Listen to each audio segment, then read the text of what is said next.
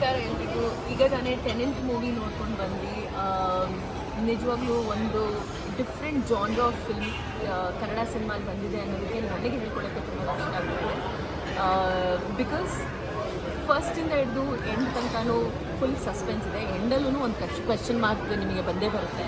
So what I would suggest is, ನಾನು ಎಲ್ಲ audiences ಕೇಳ್ಕೊಳ್ಳೋದು, ಇಂಥ ಸಿನಿಮಾನ ಎನ್ಕರೇಜ್ ಮಾಡಿ ಬಂದು ಸಿನಿಮಾ ಥಿಯೇಟರ್ ಬಂದು ನೋಡಿ ಅಂತ ಹೇಳ್ತಾ ಇದ್ದೀನಿ. ಸೊ ಹಾಗೇನೆ ಮೇಡಮ್ ಎಲ್ರಿಗೂ ನಮಸ್ಕಾರ. ಆಗಲೇ ಹೇಳಿದಾಗೆ ಟೆನೆಂಟ್ ಸಿನಿಮಾ ನೋಡಿ ಬಂದಿದ್ವಿ. ಆ್ಯಂಡ್ ಒಂದು ಒಳ್ಳೆಯ ಸಿನಿಮಾ ನೋಡಿದ್ದೀವಿ ಅನ್ನೋ ಒಂದು ಖುಷಿ ನಮಗಿದೆ. ಒಂದು ಒಳ್ಳೆ ಕನ್ನಡ ಸಿನಿಮಾ, ಒಳ್ಳೆಯ ಪ್ರಯತ್ನ ಮಾಡಿದ್ದಾರೆ. ಫಸ್ಟಿಂದ ಲಾಸ್ಟ್ವರೆಗೂ ಒಂದು ಕ್ಯೂರಿಯಾಸಿಟಿ ಇದ್ದೇ ಇರುತ್ತೆ, ಇವ್ರಿರ್ಬೋದಾ ಇಲ್ಲ ಇವರ ಅಥವಾ ಇನ್ನೇನಾದ್ರೂ ಅಂತ ನಾವು ಡಿಸ್ಕಸ್ ಮಾಡ್ತೀವಿ.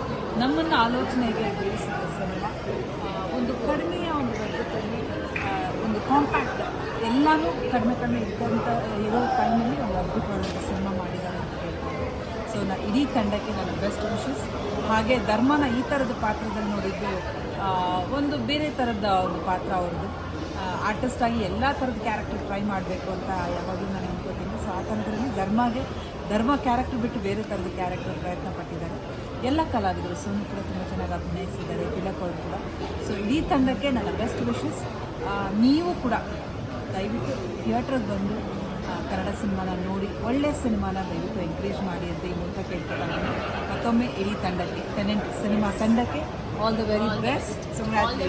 Congratulations to all the artists, all the technicians. Amazing job. Thank you so much. Thank you.